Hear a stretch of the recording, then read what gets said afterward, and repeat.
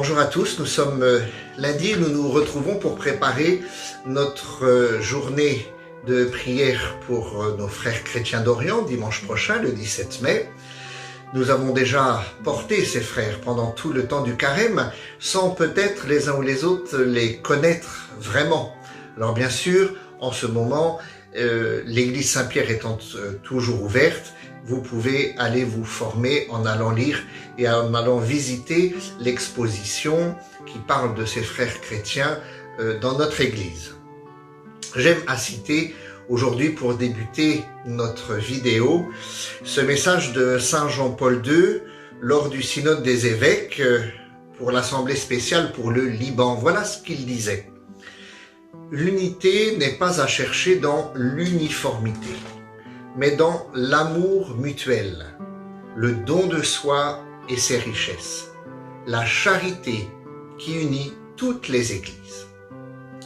Alors bien sûr, dans les premiers temps de l'Église, avec les apôtres dont nous avons parlé hier, il y avait une unité, une communion, et puis petit à petit, il y a eu quelques discussions, en particulier théologiques. Sont arrivés les grands conciles des premiers temps de l'Église, des réflexions autour de la liturgie pour être le plus proche de la culture dans laquelle l'annonce de la bonne nouvelle se faisait. Alors, pour être le plus précis possible, puisque c'est complexe, eh bien je vous invite à prendre un crayon et un papier, et ce matin, nous allons faire un schéma.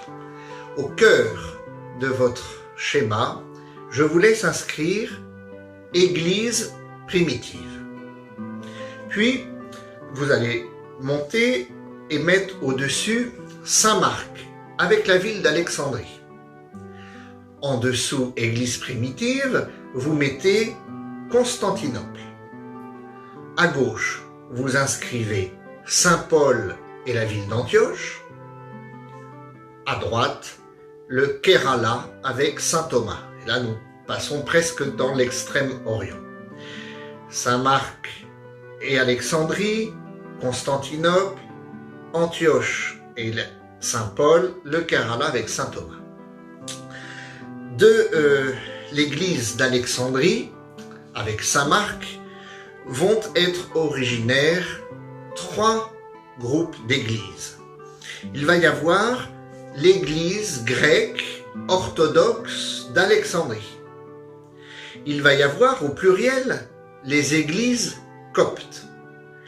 Il va aussi y avoir les églises toujours au pluriel éthiopiennes, de laquelle va surgir l'église érythréenne.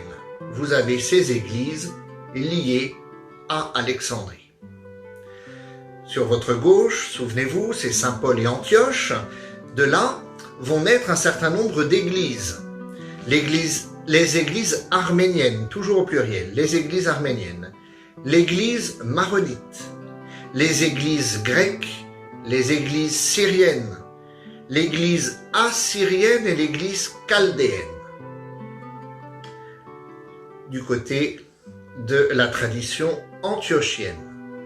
Du côté du Kerala, avec saint Thomas, nous retrouvons les églises syro-malankar, l'église malankar orthodoxe, l'église malankar catholique et l'église catholique syro-malabar. Avec des noms de ce type-là, ça nous fait rêver et nous sommes partis jusqu'en Inde, principalement. Avec Constantinople, au sud, au bas de votre schéma, vous avez noté, ou vous allez le faire, Église latine et Patriarcat œcuménique de Constantinople. Et nous nous retrouvons, nous ici, Église latine, du côté de Constantinople. Alors avec ce schéma, vous avez vu qu'en fonction des personnalités, des lieux et de leur histoire, et de toutes les discussions entre tous ces chrétiens dans l'histoire, surtout les premiers temps de l'Église, avec les questions christologiques, il va y avoir un certain nombre de différenciations des différenciations qui ne toucheront pas à l'unité, quand d'autres toucheront au cœur même de ces différentes caractéristiques que nous avons vues dans une vidéo précédente qui nous dit qui fait partie de la même Église.